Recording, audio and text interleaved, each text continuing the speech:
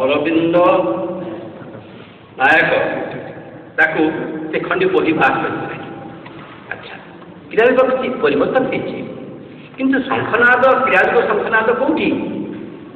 କ୍ରିୟାଯୁଗ ଶଙ୍ଖନାଦ ସେଇଠି ଯୋଉଠି ହେଇଛି ମୂଳାଧାର ସ୍ୱାଧିଷ୍ଠାନ ବ୍ରହ୍ମାଣ୍ଡ। ଯେତେବେଳେ ମହାଭାରତ ଲଢ଼େଇ ଆରମ୍ଭ ହେଇଥିଲା ଗୀତାରେ, 5 ଜନ ହୃଷିକେଶ ଭଗବାନ କୃଷ୍ଣ ତାଙ୍କ ଶଙ୍ଖ ନାଦ କରିଥିଲେ। 5 ଜନ ପୌଣ୍ଡ ଦସ୍ୟୁ ମହାଶଙ୍ଖ ଭୀମକର୍ମା ଦୃଗୋଦର ଅନନ୍ତ, ଏଇ ଯୋଉ ଭୀମକର୍ମ ଦୃଗୋଦର ଭୀମସେନ ସେ କୁଦ ଚକ୍ରରେ ଶଙ୍ଖନାଦ କରିଥିଲେ।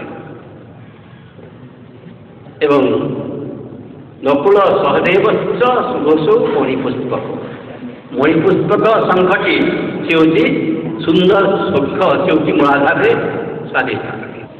ତାହେଲେ ଯେତେବେଳେ ଆମେ ମଣିଷମାନେ ତାକୁ ବୁଝିପାରିଥାନ୍ତି, ଆପଣ ଭିତରେ ଶଙ୍ଖ ଚକ୍ର ଗଲା ପଦ ସମସ୍ତଙ୍କ ଭିତରେ ଅଛି।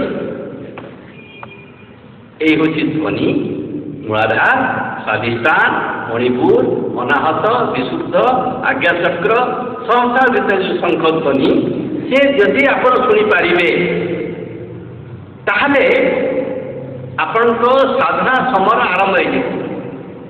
ক্রিয়াযোগ সেই সাধনা সমর ওঙ্কার ধ্বনিটা